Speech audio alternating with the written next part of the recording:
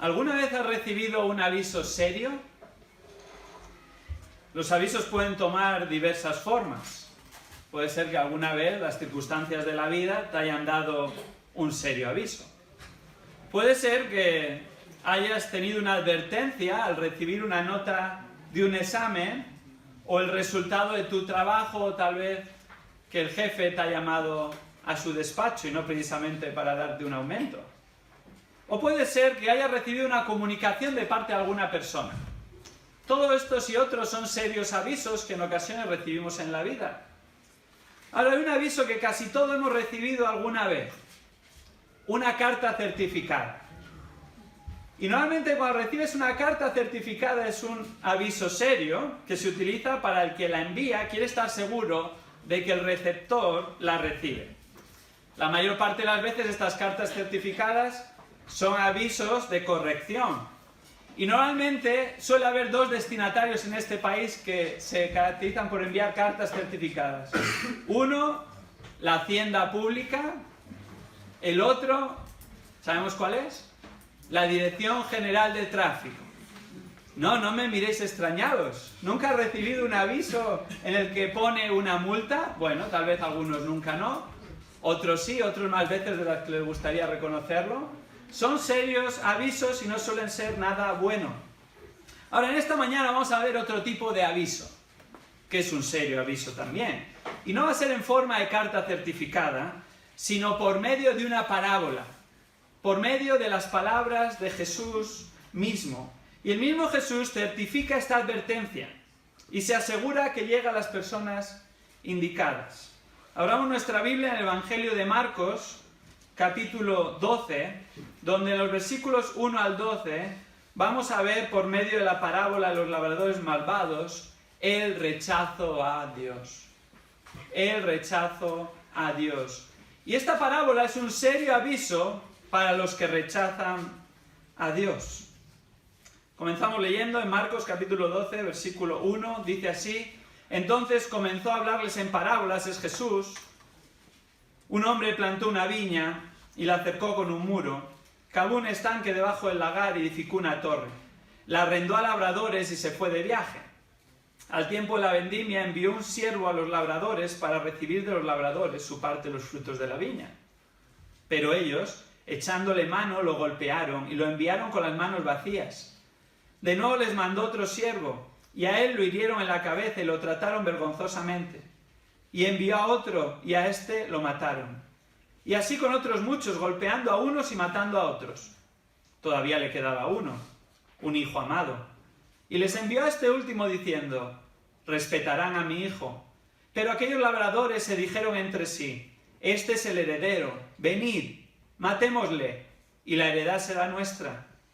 Y echándole mano, lo mataron, y lo arrojaron fuera de la viña. ¿Qué hará entonces el dueño de la viña? Vendrá y destruirá a los labradores y dará la viña a otros. ¿Ni aún esta escritura habéis leído? La piedra que desecharon los constructores, esa en piedra angular se ha convertido. Esto fue hecho de parte del Señor y es maravilloso a nuestros ojos.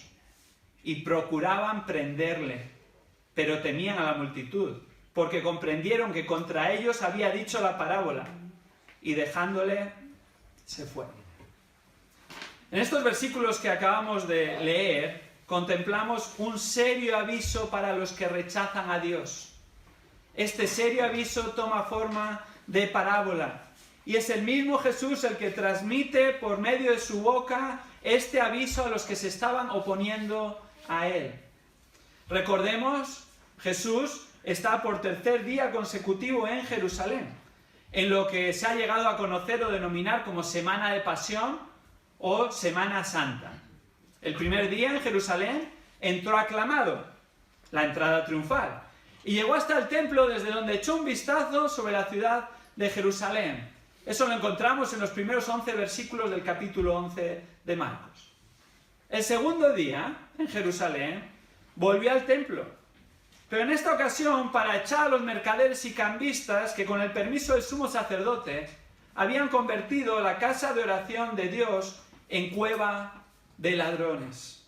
El tercer día, al igual que los otros días, venía desde Betania, donde pasaba la noche, a escasos 3 kilómetros de Jerusalén, y en el camino vio junto con sus discípulos cómo la higuera que Jesús maldijo se había secado. Ese día, Jesús volvió al templo y comenzó a enseñar.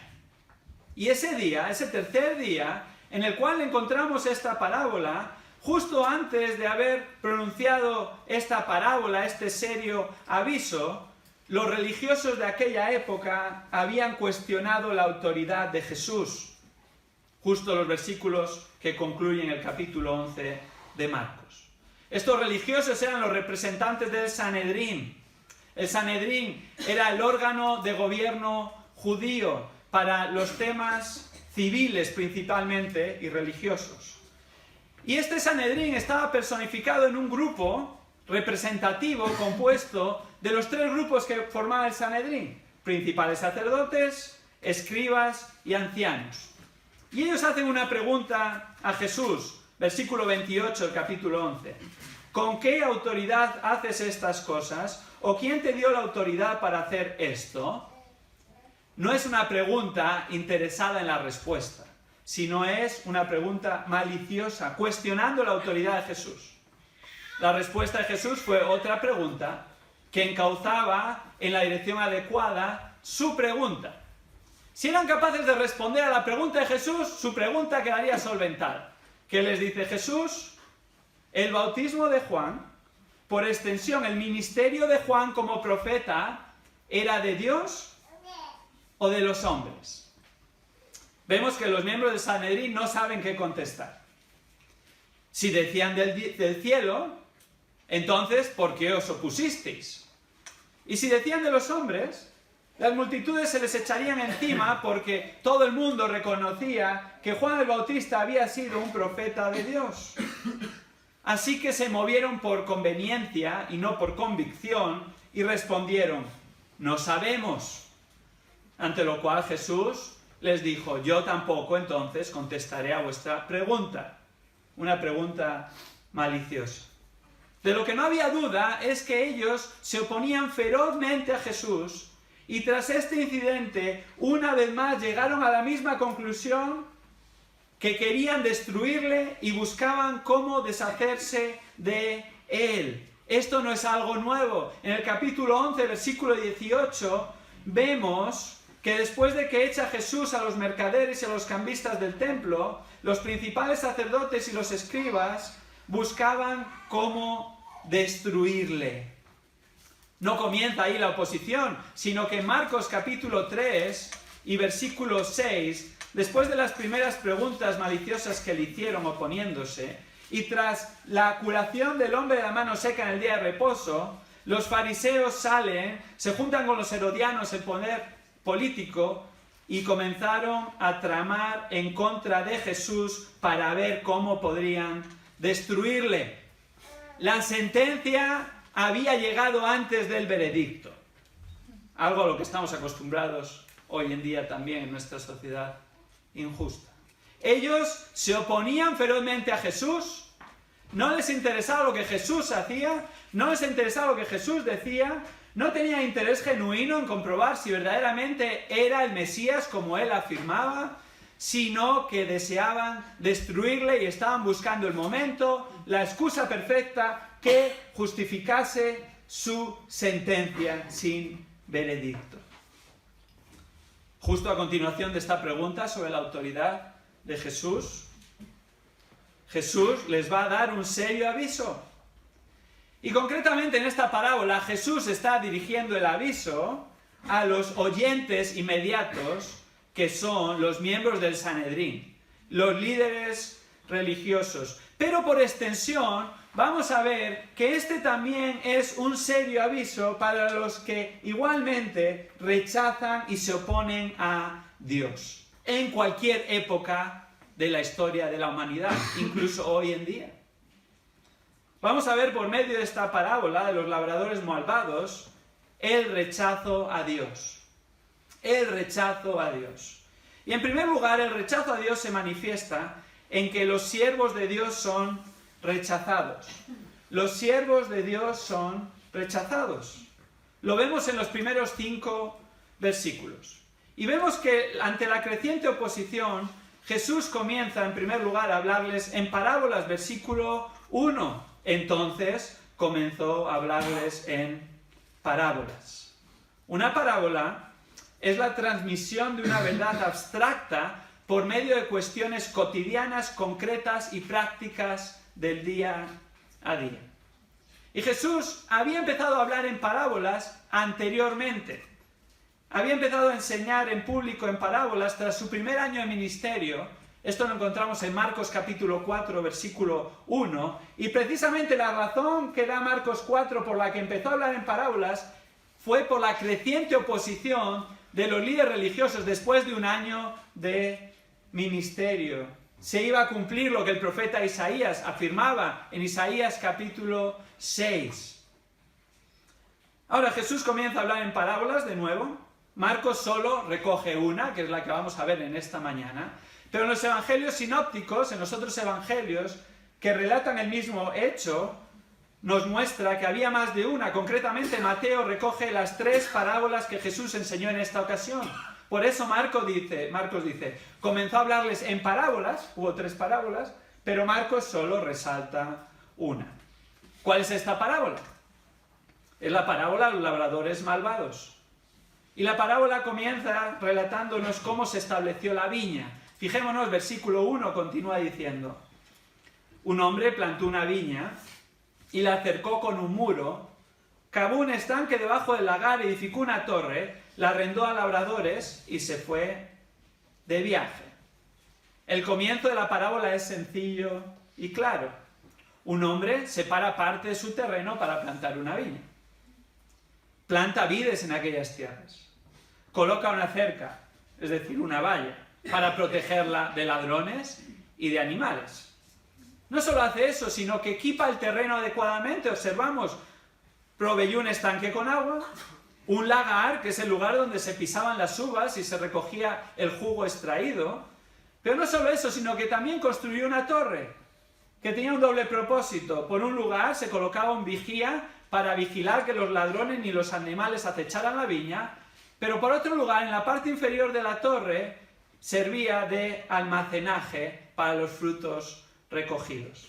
Y finalmente, cuando todo está en su lugar, cuando todo está bien acondicionado, alquila la tierra. La alquila a unos labradores que debían de cuidar del terreno y entregar parte de la cosecha al dueño. Esa era una práctica muy común.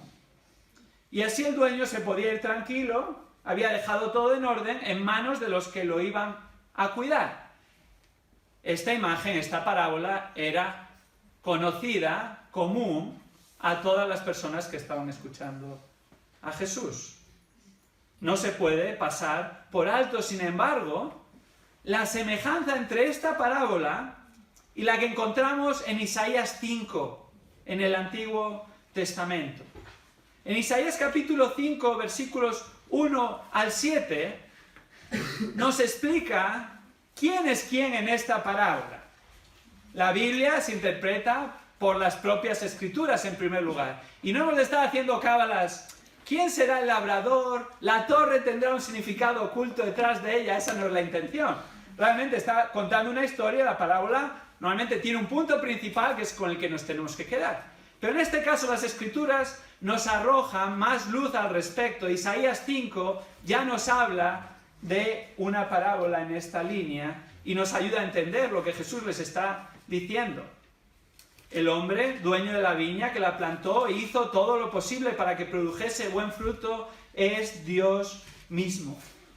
Y la viña es Israel y las uvas su pueblo. Isaías 5:7 afirma: ciertamente la viña del Señor de los ejércitos es la casa de Israel y los hombres de Judá su plantío delicioso.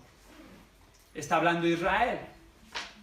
Y está hablando de que el Señor es el que estableció a Israel. El Señor es el que escogió a Israel como su pueblo. El Señor es el que cuidó a Israel. Y el Señor es el que merece recibir los frutos de Israel de alabanza, gloria, honra, obediencia a su Dios. Además, no podemos pasar por alto que el cuidado del pueblo lo había dejado en manos de los labradores. Concretamente, ¿quién eran los encargados en Israel del cuidado espiritual de Israel? Los sacerdotes. Los sacerdotes debían de cuidar del pueblo de Israel, de su bien espiritual, debían de enseñar la palabra, debían de observar las escrituras y seguir los mandamientos de Dios. Los líderes religiosos, justo a los que está confrontando en este momento, en ese tiempo, eran los miembros del Sanedrín, que debían de regir, debían de cuidar, debían de enseñar las escrituras al pueblo, y estaban haciendo todo lo contrario. Marcos 7 nos muestra otro enfrentamiento de Jesús con los religiosos de aquella época, y él les tiene que confrontar hasta tal punto que cita a Isaías de nuevo y les dice en Marcos 7:6: bien profetizó Isaías de vosotros, hipócritas, como está escrito: este pueblo con los labios me honra, pero su corazón está muy lejos de mí. Mas en vano me rinden culto, enseñando como doctrinas preceptos de hombres. Dejando el mandamiento de Dios, os aferráis a la tradición de los hombres. Este era el estado real de los líderes de Israel y del pueblo de Israel. Se habían apartado de Dios completamente, y los líderes religiosos eran los primeros que, en lugar de aferrarse a la palabra de Dios, se habían aferrado a sus tradiciones, a los mandamientos de los hombres. La habían sustituido la palabra de Dios por los mandamientos de los hombres, que los habían puesto al mismo nivel, incluso por encima. Y el siguiente paso fue que, en lugar de transmitir, exponer, predicar, enseñar, observar la palabra de Dios, estaban enseñando, transmitiendo, obedeciendo los mandamientos de los hombres. ¡Qué terrible situación! Volviendo a la parábola de los labradores malvados, continúan los versículos 2 al 5 y nos dice qué sucedió entonces. Fijémonos, versículos 2 al 5. Al tiempo de la vendimia envió un siervo a los labradores para recibir de los labradores su parte de los frutos de la viña. Pero ellos, echándole mano, lo golpearon y lo enviaron con las manos vacías. De nuevo les mandó otro siervo, y a él lo hirieron en la cabeza y lo trataron vergonzosamente. Y envió a otro, y a éste lo mataron. Y así con otros muchos, golpeando a unos y matando a otros. El versículo 2 nos muestra la conducta habitual por el señor de la viña. Envía un siervo. ¿Para qué envía el siervo? Para recoger su parte de los frutos de la viña. Según Levítico 19, esto solía ocurrir al 5.º año del arrendamiento. Se daba suficiente tiempo para que las vides creciesen, madurasen, para que los labradores pudieran cultivar ese terreno, y ya al 5.º año es cuando se enviaba un siervo para recoger la parte que le correspondía al dueño legítimo de la viña. Así el dueño de la viña recibía el pago en especies, por medio de uvas, por medio de pasas y o por medio de vino que producía esa viña. ¿Pero qué sucede entonces? Nos encontramos una respuesta inesperada a los labradores. Hasta aquí todo era lo normal, lo común. Pero aquí sucede algo inesperado, versículos 3 al 5. Vemos que 3 siervos son enviados a recoger el fruto de la renta. Al primero, ¿qué hacen? Lo golpean severamente y vuelve con las manos vacías, sin ningún fruto. Al segundo, le tratan vergonzosamente con insultos, le hieren de gravedad en la cabeza, de nuevo vuelve con las manos vacías. Esto va increciendo. El tercero, directamente le mataron y ni siquiera volvió. Y así nos dice el texto, no fueron solo estos 3 los que envió, sino que envió más siervos, el señor de la viña. Dice el texto, envió a muchos, pero la misma conducta se repitió. A unos los golpearon y a otros los mataron. Si la respuesta a los labradores es inesperada, ¿cuánto más la del señor legítimo de la viña? Ningún hombre hubiera permitido tal conducta y maldad de forma continuada, rechazando a sus siervos, no enviando lo que le correspondía legítimamente. Esta era la situación del pueblo de Israel. Esto nos muestra el carácter del pueblo de Israel, y esto nos muestra el carácter de Dios, tan distinto a los hombres. Esta parábola nos muestra que a pesar de la paciencia, a pesar de la misericordia del dueño de la viña, que es Dios, el pueblo de Israel concretamente sus líderes, rechazaron a los siervos enviados por Dios una y otra vez a lo largo de su historia. Los siervos de la viña son profetas de Dios. Aquellos que había enviado el Señor a lo largo de la historia de Israel, desde Moisés hasta Juan el Bautista. Justo anteriormente había hecho la pregunta, ¿Juan el Bautista era del cielo o de la tierra? ¿Qué hizo el pueblo de Israel con ellos? Bueno, os invito a leer el Antiguo Testamento. Allí observaréis qué hizo el pueblo de Israel con ellos y observaréis también el carácter misericordioso y paciente de Dios una y otra vez. Pero tan solo me gustaría que consideremos algunos ejemplos.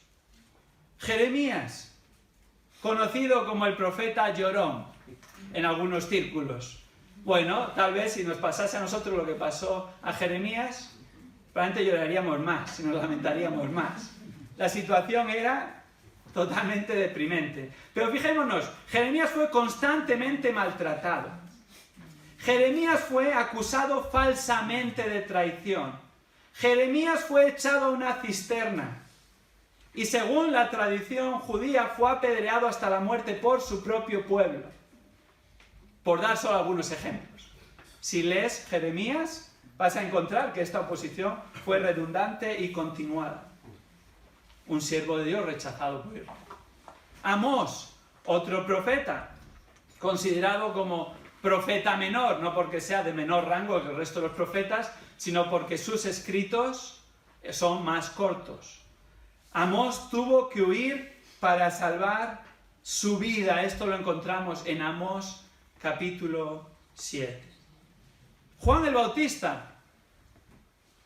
¿Qué sucedió con Juan el Bautista? Juan el Bautista fue encarcelado y decapitado.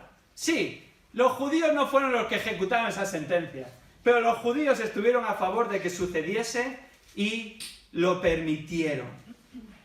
Estos son solo algunos ejemplos de la conducta característica del pueblo de Israel. La conducta del pueblo de Dios hacia los profetas y siervos de Dios. Esto es lo que les caracterizó por siglos. No recibieron su mensaje, que no era el mensaje de los profetas, era el mensaje de Dios mismo. No solo no recibieron el mensaje, sino que se burlaron de ellos. No solo se burlaron de ellos, sino que se opusieron a ellos. No solo se opusieron, sino que les insultaron, les rechazaron. No solo les rechazaron, les insultaron, sino que algunos les mataron. ¿Qué pensaba Dios de todo esto? Reproche y reprende a Israel y a sus líderes continuadamente. Fijémonos, vayamos por un momento a Jeremías capítulo 7. Jeremías capítulo 7. Y en los versículos 23 al 26 vemos lo que Dios dice al respecto. Jeremías 7, versículos 23 al 26. Afirma: sino que esto es lo que les mandé diciendo: escuchad mi voz, y yo seré vuestro Dios, y vosotros seréis mi pueblo, y andaréis en todo camino que yo os envíe para que os vaya bien. Mas ellos, Israel, no escucharon, ni inclinaron su oído, sino que anduvieron en sus propias deliberaciones, y en la terquedad de su malvado corazón, y fueron hacia atrás y no hacia adelante, desde el día que vuestros padres salieron de la tierra de Egipto hasta hoy. Os he enviado a todos mis siervos los profetas, madrugando cada día y enviándolos, pero no me escucharon, ni inclinaron su oído, sino que endurecieron su cerviz e hicieron peor que sus padres. Está hablando de cientos de años, de generación tras generación. Aquí padre no solo se refiere al padre del hijo, sino a los ancestros, a las generaciones anteriores. Ahora, no hay que ir solo al Antiguo Testamento para ver esto. Es solo un ejemplo. Si vamos a Lucas capítulo 6, Lucas capítulo 6, versículos 22 y 23, dice el Señor, por medio de las palabras de Jesús, en medio de las bienaventuranzas conocidas por muchos de nosotros. Dice así Lucas 6, 22, bienaventurados sois cuando los hombres os aborrecen, cuando se apartan de sí, cuando os colman de insultos y desechan vuestro nombre como malo, por causa del Hijo del Hombre, por causa de Cristo. Alegraos en ese día y saltad de gozo, porque aquí vuestra recompensa es grande en el cielo. Pues sus padres, refiriéndose a Israel, a los ancestros de Israel, trataban de la misma manera, ¿a quién? A los profetas. Han pasado no cientos de años, han pasado más de 1000 años. Israel perseveraba de la misma manera, rechazando a los siervos de Dios. A pesar de que Dios había establecido el pueblo de Israel, a pesar de que le había cuidado, a pesar de que había provisto en todo momento, un ejemplo claro es cuando anduvieron en el desierto y Dios proveía de manera milagrosa el maná.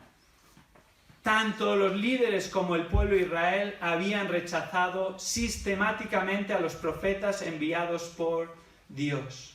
Y en lugar de recoger fruto espiritual, en lugar de recoger gratitud, en lugar de recoger obediencia, en lugar de recoger receptividad, en lugar de recoger alabanza y gloria al nombre del Señor, lo que recogieron fue oposición, insultos, burla, rechazo, incluso muerte. Esto no es algo exclusivo del pueblo de Israel. Podemos estar aquí en esta mañana y pensar, qué malo era el pueblo de Israel, ¿verdad? Qué maldad, qué dureza el corazón del pueblo de Israel. ¿Sabes qué? El ser humano comparte el mismo corazón. Da igual que seas de Israel, de España, de cualquier otro país, da igual que vivas en este siglo, o hayas vivido siglos anteriores, o vayas a vivir dentro de unos años, es el mismo corazón. Dios creó este mundo. ¿Qué hace la sociedad? Se rechaza en contra de él y anuncia que Dios no tuvo que ver nada con la creación de este mundo, le borra del mapa. Dios no solo creó este mundo, sino que Él sustenta este mundo. ¿Qué hace la sociedad? No le rinde ninguna gratitud, ni le rinde ningún honor, ni le considera siquiera que es el que les permite vivir un día más. Él es, como dice la palabra, el que hace llover sobre justos e injustos. ¿Y qué hacen los hombres en general? En lugar de adorar a Dios, en lugar de ofrecerle gratitud, en lugar de reconocerle como el Dios que hizo los cielos y la tierra, rechazan a Dios. Y por consiguiente rechazan también, al igual que el pueblo de Israel, a los que predican, hablan, siguen, sirven a Dios. El que rechaza a los siervos de Dios, rechaza a Dios mismo y muestra dónde está su corazón verdaderamente. El que ama a Dios, sin embargo, ama su palabra y ama a los siervos de Dios que predican y hablan su palabra. Esto es de una manera particular a aquellos que Dios ha llamado al ministerio, pero de manera extensa todo hijo de Dios es un siervo de Dios. El rechazo a Dios se ve en primer lugar por el rechazo de los siervos de Dios. Pero en segundo lugar, en esta parábola de los labradores malvados, observamos que el rechazo a Dios se manifiesta porque el Hijo de Dios es repudiado. El Hijo de Dios es repudiado. Versículos 6 al 8. Si la respuesta del dueño de la viña fue sorprendente al enviar varios siervos a los labradores después de su historial, después de maltratarles, después de matarles, mucho más sorprendente lo que va a suceder a continuación. Versículo 6. Todavía le quedaba uno, un hijo amado, y les envió a este último diciendo, respetarán a mi hijo. ¿En qué cabeza entra esto? Es increíble. Esto no es normal. Lo normal, humanamente hablando, es que hubiera reclamado la tierra como suya. Podía haberlo hecho por la fuerza, o por la vía judicial que le hubiera dado amparo. Lo justo es que esos labradores no solo hubieran sido expulsados de la viña, sino que además hubieran sido ejecutados por sus acciones viles y deleznables. Todos lo entendían así en aquel tiempo. Sin embargo, ¿qué hace el señor de la viña? Envía a su hijo. Y el texto nos describe características de su hijo. Este era su hijo amado. No le envió a un hijo del que se quería deshacer. Esto es raro, pero podría pasar. No, era su hijo amado. ¿Qué más dice el texto? Era su único, su último, su único y último hijo, el que le quedaba. Tenía la esperanza de que le respetarían y de que tendrían vergüenza de herirle. Esa es la idea detrás de esas palabras. Respetarán a mi hijo, se avergonzarán de herirle. No puede ser que su maldad sea tal que va a llegar hasta ese punto. Bueno, esto es en la parábola. Dios sabe perfectamente hasta el punto que puede llegar la maldad del corazón del hombre. ¿Qué hicieron los labradores? Esta respuesta no es sorprendente, sino que es coherente con su carácter y sus acciones anteriores. Versículos 7 y 8. Pero aquellos labradores se dijeron entre sí: este es el heredero. Venid, matémosle y la heredad será nuestra. Y echándole mano, lo mataron y lo arrojaron fuera de la viña. Los labradores, con perversidad premeditada, maquinan un plan. Versículo 7. Fijémonos, hubo una deliberación. Dijeron entre sí: ¿qué hacer con el hijo del dueño? ¿Qué es todo lo que vieron? Una oportunidad. ¿Una oportunidad para qué? Para quedarse con la tierra, deshacerse del dueño. Todos los que están escuchando esta parábola lo entendieron. ¿Por qué? Porque la ley tradicional en aquel tiempo decía que la tierra que no era reclamada por 3 años pasaba a la propiedad de los que la trabajaban. De hecho, hoy en día hay leyes similares, incluso en España. Después de ciertos años de que el dueño no la reclama, aquellos que la han trabajado, pasa a su propiedad. En aquel tiempo eran 3 años. Entonces esto es lo que piensan los labradores malvados. Si nos deshacemos del heredero, el dueño legítimo antes o después morirá, nosotros seguimos labrando la tierra y finalmente todo será nuestro, tanto la tierra como los frutos. Ellos llegaron a una decisión unánime después de deliberar. No hubo ni uno que se librase. La decisión fue: matémosle, asesinémosle por quedarnos con la tierra. Así, versículo 8, los labradores malvados llevan a cabo su plan detestable con premeditación y alevosía. Primero la atrapan, luego la asesinan y posteriormente la arrojan fuera de la viña, dejando su cuerpo expuesto para que fuera consumido como carroña. La oposición fue tal que, fijémonos, todo lo que hicieron fue deliberado, todo fue planificado, todo fue estudiado. Así es la oposición del hombre a Dios. No es que lo hace inocentemente, ¿eh? No es que lo hace y no sabe lo que hace, no lo hace involuntariamente, sino que se opone a Dios, porque esa es la naturaleza del corazón humano pecador. Bueno, puede ser que esta oposición tome diversas formas. Hay gente que se opone en silencio. Y hasta que no se metan conmigo, y hasta que no haya algo de Dios o de la Biblia que me afecte, bueno, mira, que cada uno haga lo que tenga que hacer. Pero en el momento que Dios dice algo que afecta a esa persona, o en el momento que la palabra de Dios se inmiscuye en lo que cree que son sus derechos y lo que quiere hacer, la oposición a Dios va a salir a la luz.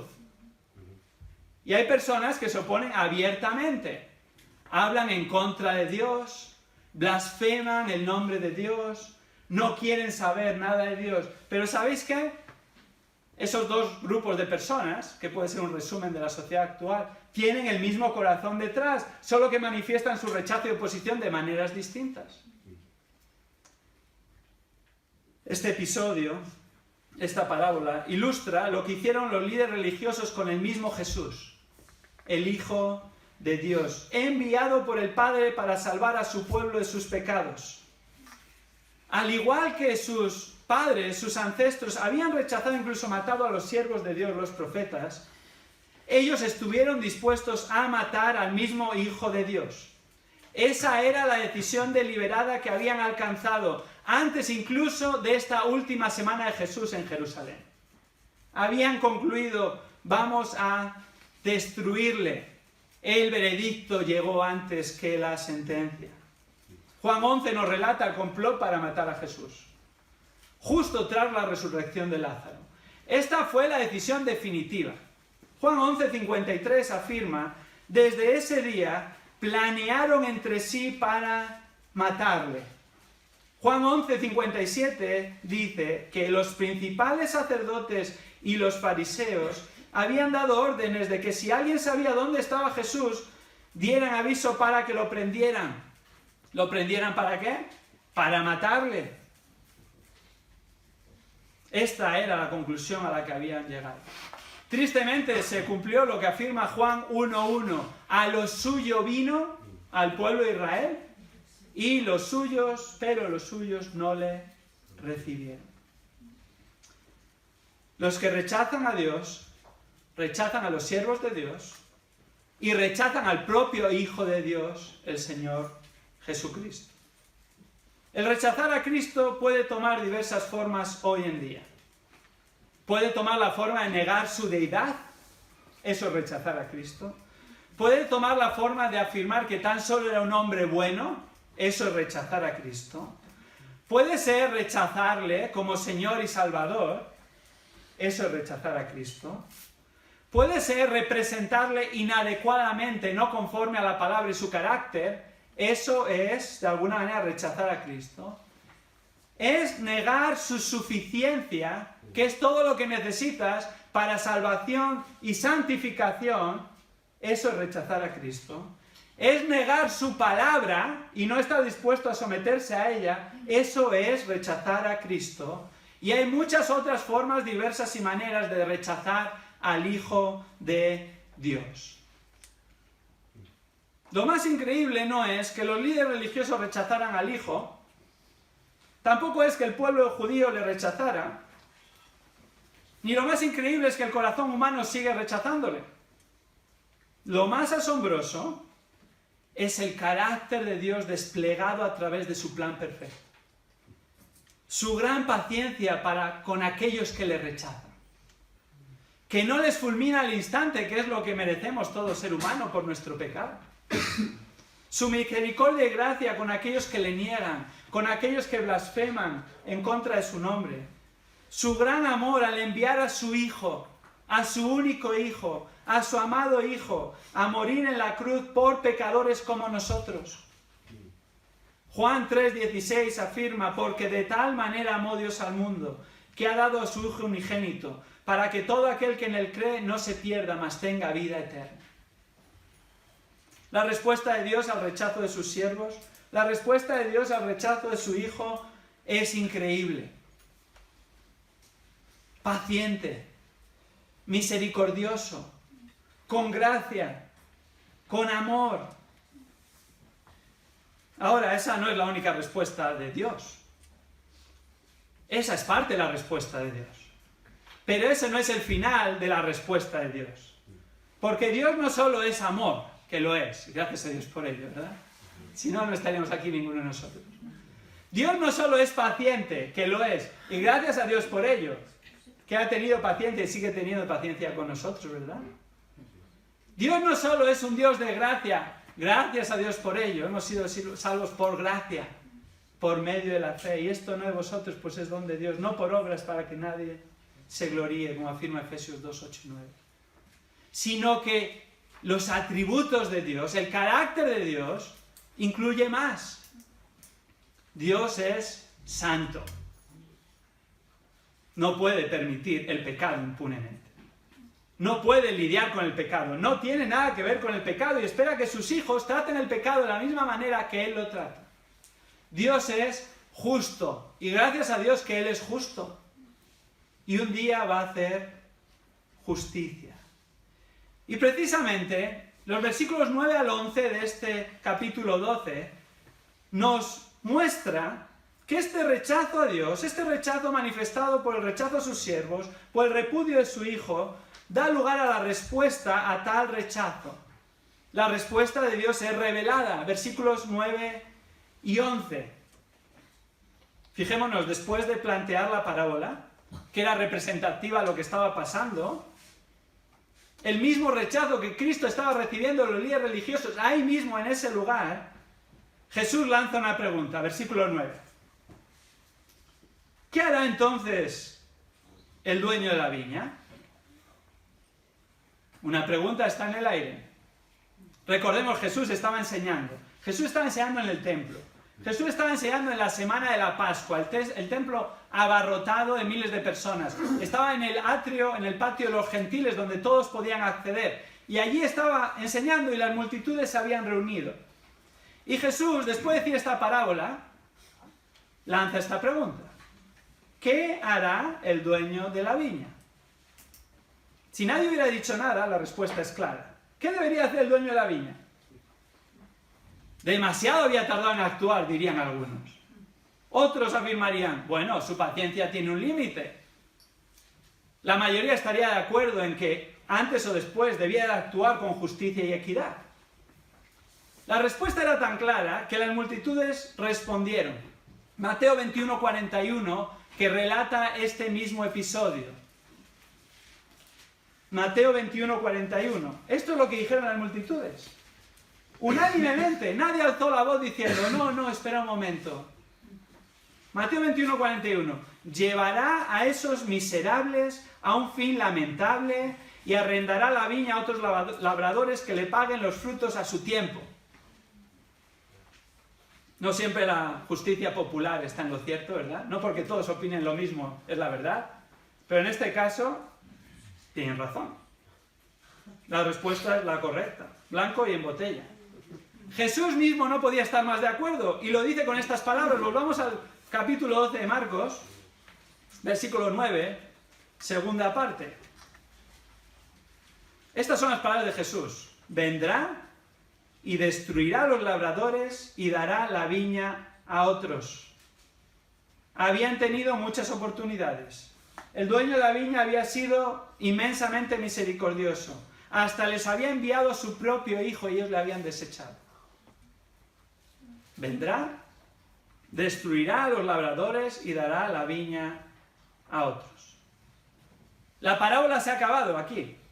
Está desarrollando la parábola. La parábola la encontramos en los versículos 1 al 8. Pero Jesús está hablando de forma parabólica todavía. Pero no solo de forma parabólica, sino de forma profética. Está diciendo lo que va a suceder. Y esta profecía se cumplió años después con la destrucción de Jerusalén. Sí, la nación de Israel ya había sido juzgada por Dios en varias ocasiones siglos antes. En el año 722 a.C., había sido destruido el reino del norte por el imperio asirio. Ese fue parte del juicio de Dios a la nación de Israel, por su oposición y rechazo a Dios. En el año 586 a.C., el reino del sur fue devastado por los babilonios y muchos fueron llevados en la conocida cautividad babilónica. Fue el juicio de Dios al rechazo de sus siervos, al rechazo de su mensaje, al rechazo de Dios mismo por su pueblo. Pero lo que estaba diciendo aquí Jesús estaba por pasar. Y sucedió en el año 70 de nuestra era. Aproximadamente desde estas palabras de Jesús, unos 35 o 40 años después. En esa destrucción de Jerusalén, decenas de miles de judíos fueron masacrados, miles vendidos como esclavos, el templo fue destruido. Los ritos se acabaron, las ceremonias y los sacrificios que dependían del templo. El templo que habían convertido en cueva de ladrones, Dios destruyó, porque no había sido levantado para ese fin. Y los líderes religiosos que habían fallado en el cuidado espiritual del pueblo recibieron un juicio devastador. No solo el juicio vino sobre ellos, sino que el texto nos dice que iba a dar ese liderazgo, la viña, a otros. Y lo hizo. El liderazgo del pueblo de Dios fue tomado de ellos después de siglos de paciencia y fue dado a los apóstoles. Fue dado a esos 12 hombres comunes y corrientes que no habían rechazado a Cristo, que no habían desechado a Cristo, sino que le habían seguido y venerado como su Señor y Salvador. Aquellos que no eran líderes religiosos, pero habían reconocido que Él era el Mesías. Tú eres el Cristo. ¿A quién iremos? Solo tú tienes palabras de vida eterna. A ellos les dejó como recipientes de la revelación divina, les dejó como aquellos que iban a ser las columnas de la iglesia que estaba por comenzar, el pueblo de Dios. Y los encargados de llevar las enseñanzas de Cristo por todo el mundo, como Él les estableció en Mateo capítulo 28 y Hechos 1, 8. No solo el liderazgo sería tomado de ellos, sino que también los gentiles, junto con los judíos que reconocieran a Jesús como Señor y Salvador, como el Mesías, serían los que formarían el nuevo pueblo escogido de Dios, su iglesia. Mateo 21, 43 dice, recordemos, está relatando el mismo pasaje y nos está añadiendo más información al respecto. Mateo 21, 43, por eso os digo que el reino de los cielos os será quitado y será dado a una nación que produzca los frutos de él. Esa nueva nación sería espiritual, no nacional.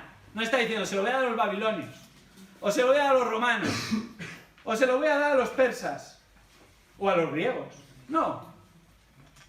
Serían todas las naciones de la tierra, incluida la judía, todos aquellos que vienen a Cristo y le reconocen como Señor y Salvador, como el Mesías, como aquel enviado por Dios para salvar a los hombres de sus pecados. Y esa nueva nación, la iglesia, comenzó en el día de Pentecostés en Hechos 2. Y continuaría por medio de la predicación de los apóstoles de Cristo, y continúa hoy, y aquí estamos como pueblo de Dios en Cristo. Ahora, esto no quiere decir, y solo voy a decir brevemente, porque esto sería cuestión de estudio profundo. Esto no quiere decir que Dios no vaya a cumplir sus promesas del Antiguo Testamento al pueblo de Israel. Dios va a cumplir todas las promesas que les dio en el Antiguo Testamento al pueblo de Israel, muchas por cumplir aún. Esto no quiere decir que Israel dejara de ser su nación, en términos terrenales, escogida. Sigue siendo su nación escogida. ¿Qué quiere decir esto? Quiere decir que como juicio retiró de ellos el liderazgo espiritual en su nombre,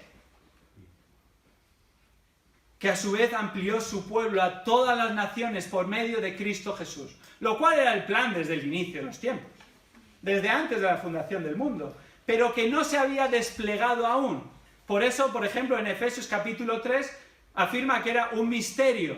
¿Un misterio para quién? Para los hombres, que no fue revelado hasta el momento oportuno. Pero este era el plan de Dios siempre: salvar a las naciones por medio de Cristo Jesús. Así es como el versículo 10 y 11 continúan diciendo, fijémonos. Ni aún esta escritura habéis leído, ahora está confrontando a los líderes religiosos directamente.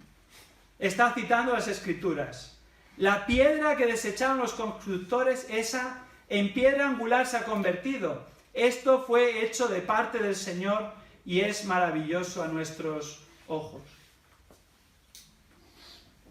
Jesús deja la enseñanza por medio de la parábola de los malvados, deja de interactuar con el pueblo y cita las escrituras. Concretamente está citando el Salmo 118. Está citando el Salmo 118, 22.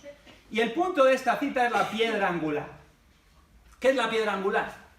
Bueno, la piedra angular es la parte más importante de un edificio. En base a ella se establecían los cimientos, los ángulos correctos en todos los aspectos de la construcción. Esa piedra angular es Cristo. ¿Por qué afirmo esto?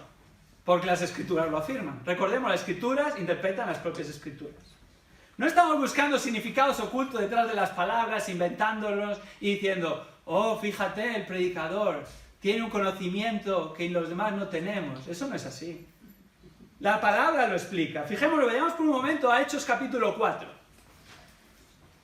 Hechos capítulo 4. Versículos 11 y 12. Hechos 4, 11 y 12. Dice Hechos 4, 11. Este Jesús es la piedra desechada por vosotros los constructores, pero que ha venido a ser, ¿qué? La piedra angular. Y ahora está el 12 que la mayoría de las personas conocen. En este contexto se dice, y en ningún otro hay salvación, porque no hay otro nombre bajo el cielo dado a los hombres en el cual podamos ser salvos. El establecimiento, el fundamento alrededor de quien gravita el eje central de esta nueva nación en Cristo, de la Iglesia, es el mismo Señor Jesucristo. Fijémonos Efesios 2. Vayamos ahí por un momento. Nuestra convicción tiene que venir de las Escrituras. Efesios capítulo 2, versículos 19 y 22. Y fijémonos que va a volver a reafirmar cómo Cristo es la piedra angular para salvación, pero va a añadir algo más, que es la piedra angular para algo más. Efesios 2, versículos 19 al 22 dice: así pues, ya no sois extranjeros ni advenedizos, está hablando a los gentiles que habían sido salvos, sino que sois conciudadanos de los santos y sois de la familia de Dios. ¿Veis cómo todo encaja perfectamente?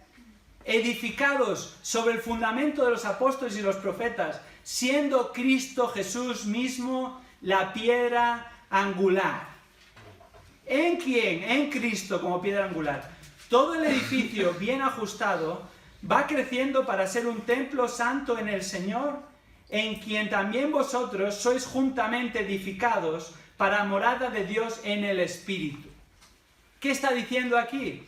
Está diciendo que Cristo no tan solo es la piedra angular para salvación, ahora somos conciudadanos de los santos, ahora somos familia de Dios, en ningún otro hay salvación salvo el nombre de Cristo, sino también para santificación, para edificación, para ser más como nuestro Señor y Salvador. Fijémonos, en quien todo el edificio, en este contexto está hablando de la Iglesia, bien ajustado, va creciendo para ser un templo santo en el Señor, santificación, semejanza a Cristo, en quien también vosotros sois juntamente edificados para morada de Dios en el Espíritu. Primera de Pedro, capítulo 2, versículos 6 y 7 también habla de esto. Puedes anotarlo y verlo en casa por ti mismo. No hay duda, Cristo es la piedra angular para salvación y para santificación, para edificación de su iglesia. Esto que los hombres rechazaron es lo que Dios ha hecho. Y es maravilloso. Es asombroso. La cita continúa, y es la cita del Salmo 118, 23. Obra del Señor es esto, admirable a nuestros ojos. Versículo 11. Esto fue hecho de parte del Señor y es maravilloso a nuestros ojos. La obra de Dios por medio de Cristo como la piedra angular para salvación y santificación es asombrosa, es maravillosa, es admirable. Por medio de Él tenemos salvación. Por medio de Él, el perdón de nuestros pecados. Por medio de Él podemos ser reconciliados con Dios, siendo hechos justos ante sus ojos por medio de Jesús, lo cual no somos justos, somos pecadores. ¿No es esto asombroso y maravilloso? Somos hechos sus hijos. Ahora no somos ya extranjeros ni advenedizos, ahora somos parte del pueblo de Dios, somos hijos de Dios, como afirma Juan 1, a lo suyo vino y los suyos no le recibieron, pero, este es un gran pero, versículo 12, a todos, independientemente de su nación, de su edad, de su raza, de su idioma, de su procedencia, a todos los que le recibieron, les dio el derecho de llegar a ser hijos de Dios, es decir, a los que creen en su nombre, que no nacieron de sangre, ni de voluntad de la carne, ni de la voluntad del hombre, sino de Dios. ¿No es esto maravilloso? ¿No es esto asombroso? Además, por medio de Él y en Él somos edificados, somos santificados, como afirma y acabamos de leer Efesios 2, 21 y 22. Es verdad, muchos rechazan a Cristo. Sí, es cierto, esa es la realidad. Muchos rechazan a Cristo como Salvador y Señor. Bien porque no creen en Él, o porque creen en Él pero no creen que es la piedra angular para salvación, sino que necesitan algo más, tal vez obras. O porque no predican al Cristo de la palabra y solo predican de Cristo lo que les conviene. Otros, incluso en iglesias llamadas evangélicas actuales, como en aquel tiempo en sinagogas, como en aquel tiempo en Sanedrín, rechazan igualmente que Él es la piedra angular en temas como la santificación. Sí, Cristo para salvación. Sí, mi billete al cielo. Pero luego voy a ir a la sabiduría de los hombres para que mi vida me vaya bien. Y para resolver mis problemas voy a ir al gurú de turno. Al que tenga un título. Y si tiene el título más grande, mejor. Y si vende muchos libros y tiene más éxito, esto tiene que ser bueno. Tengo que comprar ese libro, leerlo. Y es sobre esto, sobre lo que voy a edificar mi vida y es lo que va a resolver mis problemas.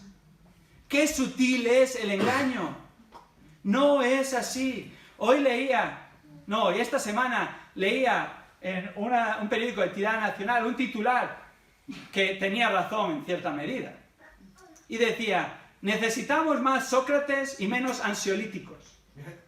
Hasta los mismos que están abogando por la salud humana, se les ha ido de las manos los ansiolíticos y lo reconocen. Todo el mundo que tiene un problema, venga, te doy un ansiolítico, te calma un poquito y parece que se ha ido. Y luego la dosis sube, y la dosis sube, y la dosis sube, el problema no se resuelve.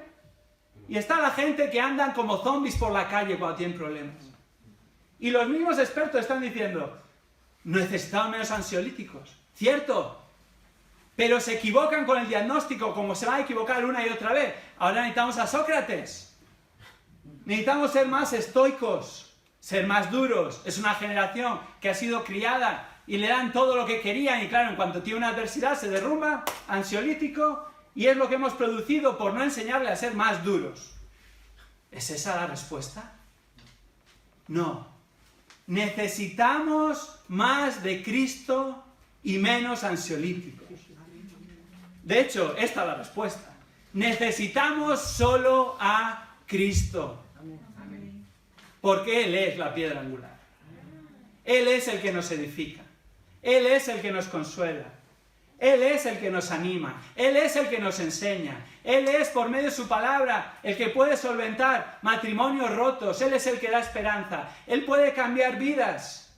Y Él cambia vidas. Él es el que puede hacer que una persona deje lo que hoy en día se llama adicciones, lo cual es pecado, emborracharse, sexualidad, fuera del contexto del matrimonio, muchas otras cosas que esclavizan, en eso estamos de acuerdo. Solo Cristo puede liberar de eso verdaderamente y sustituirlo por devoción a Él, por amor a Él, por gratitud a Él, siguiendo su palabra. Necesitamos a Cristo porque es la piedra angular. Y esto no es una cosa secundaria. Esta es principal. Porque sin la piedra angular en su sitio, todo el edificio se derrumba.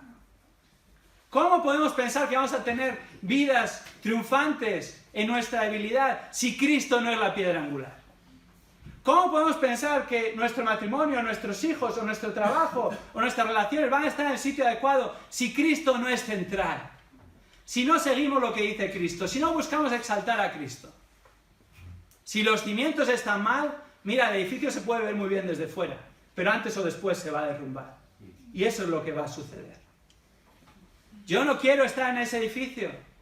Yo quiero estar en el edificio de Cristo, en el que Cristo es el cimiento, en el que es la piedra angular, en el que Él establece cómo se han de hacer las cosas, en su iglesia, pero también en la vida de sus hijos. Y ahí es el lugar donde estaremos seguros. Esto no quiere decir que no vas a tener ningún problema en la vida. Esto no quiere decir que todo te va a ir bien. No, eso es el falso evangelio de la prosperidad. Eso quiere decir que en medio de los problemas de la vida que los va a haber, en medio de las decepciones que las va a haber, en medio de las dudas que la va a haber, en medio del pecado que lo va a haber, vamos a acudir a Cristo y en Cristo vamos a estar seguros y en Cristo vamos a ser edificados y en Cristo vamos a encontrar realmente la respuesta que necesitamos y en Cristo vamos a ser firmemente edificados, arraigados a Él, abrazados a Él y por su gracia creceremos para su gloria. ¿En qué edificio quieres estar? ¿En el edificio de la sabiduría de los hombres? ¿En el que la piedra angular son los títulos? ¿En la piedra angular es lo que dice el último que ha vendido más libros? ¿O en el edificio de Dios, en el que la piedra angular es Cristo mismo? Hay un cuarto elemento que vemos en este pasaje. No podemos dejar de ver lo que dice el versículo 12. Sí, el rechazo a Dios se muestra en que los siervos de Dios son rechazados, en que el Hijo de Dios es repudiado. Vemos la respuesta de Dios revelada, pero finalmente, tristemente, en esa ocasión el rechazo a Dios es reafirmado. el rechazo a Dios es reafirmado. Versículo 12. No es un final feliz. No es una película de Disney. ¿Qué dice el versículo 12? Y procuraban prenderle. Pero temían a la multitud porque comprendieron que contra ellos había dicho la parábola. Y dejándole, se fue. ¿Lo entendieron? Entendieron que había hablado contra ellos. Entendieron que ellos eran esos labradores malvados. Pero ¿sabes qué? No se arrepintieron. Tú puedes estar aquí en esta mañana, incluso reconocer, sí, yo soy pecador. Sí, yo me pongo a Cristo en esto o en lo otro. Y salir de aquí y reafirmarte en lo que haces. Y tal vez tener un rato de sentirte un poco mal, y la conciencia no te deja tranquilo, pero eso va a pasar y continuarás con tu vida. No salgas de aquí sin arrepentirte, no seas como estos líderes religiosos. Arrepiéntete, reconoce que Cristo es la piedra angular. Si no has creído en Él como tu Salvador verdaderamente, ven a Él hoy. Confiésale a Él como el único que puede perdonar tus pecados y reconciliarte con Dios. Olvídate de todo lo que has oído hasta ahora, de una religión, de otra, de una persona cercana, de otro, de malos ejemplos, de buenos ejemplos. Ninguno somos la piedra angular. Cristo es la piedra angular. Ven a Cristo. Síguele a Él. Reconcíliate con Dios. Arrepiéntate y cree en el Señor Jesucristo y serás salvo. Pero tal vez estás aquí y ya eres creyente, pero te reafirmas en no venir a Cristo para los asuntos cotidianos de la vida. A lo mejor lo haces sin malas intenciones, ¿verdad? O por desconocimiento. O tal vez lo haces realmente porque dices, mira, sí, la Biblia es para ciertas cosas, pero para otras hay que ir al sociólogo, o al psicólogo, o a lo que dicen los emprendedores, o a lo que dicen los que afirman cómo hay que tener éxito en la vida, o a los que son los pedagogos, o los expertos en la familia, o en el matrimonio. No es cierto. Cristo es la piedra angular, para los que están en Cristo. Los que no están en Cristo y le rechazan para salvación, es normal que le rechacen para santificación. Pero si estás en Cristo para salvación, en Cristo es que vas a ser únicamente santificado, edificado, conformado a la imagen de Cristo. ¿Qué sucedió con estas personas que rechazaron a Cristo? Se reafirmaron. Solo les previno de hacer lo que querían hacer, su propio bien y conveniencia, porque temían a las multitudes. Pero ¿sabes qué? Lo hicieron. Lo hicieron 2-3 días más tarde, dependiendo si tomes que lo que sucede aquí es el martes o el miércoles. 2-3 días más tarde les llevó para llevar a cabo su plan y consumar su rechazo a Cristo. Fueron advertidos, fueron confrontados y no se arrepintieron. Estas palabras de Jesús son un serio aviso. Son un tremendo aviso, no solo para los religiosos de aquella época, sino para toda persona que rechaza a Dios. No las tomes a la ligera. No pases por alto este aviso. No lo archives como una carta más. Esta es mucho más importante porque de este aviso depende tu vida eterna. Y de este aviso depende tu santificación, ser conformado a la imagen de Cristo. Él es la piedra angular. No rechaces a Cristo, ven a Él. Algunos se preguntan alguna vez, bueno, ¿por qué predicáis tanto de Cristo? Bueno, en primer lugar, porque los domingos por la mañana estamos enseñando Marcos, y si no hablásemos de Cristo estaríamos diciendo otra cosa, ¿verdad? Pero en segundo lugar, porque Cristo es la piedra angular. Y creemos esto, y creemos en la centralidad de Cristo, y creemos en la primacía de Cristo, y queremos exaltar a Cristo, y queremos proclamar a Cristo, porque no hay otro nombre bajo el cielo dado a los hombres en el que podamos ser salvos. Amén. Este es nuestro mensaje. No queremos ser conocidos por un nuevo edificio, ni porque somos majos, o porque somos relevantes en esta sociedad, que no lo somos. Queremos ser conocidos por un mensaje, el mensaje de Cristo Jesús, el Salvador de los hombres. Pero no solo por un mensaje, sino por vidas transformadas y vidas edificadas en la piedra angular que es Cristo. Esto no va a salvar a nadie, solo la palabra y el Evangelio salva. Pero esto va a ser una ratificación, una reafirmación que va a traer gloria a Cristo del poder que tiene para transformar vidas. Y vamos a traer gloria y honra a nuestro Señor y Salvador. El plan de Dios es maravilloso.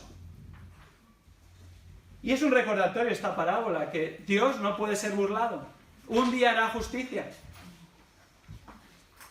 Cristo es glorioso. A Él alabamos. Hermanos, anunciemos sus virtudes y vivamos vidas en consonancia con nuestra nueva ciudadanía en Él, la piedra angular. Toma seriamente este aviso. Cristo es la piedra angular. Puede serlo para tu tropiezo y destrucción o para tu salvación y santificación. Que Cristo sea la piedra angular de tu vida para salvación y santificación.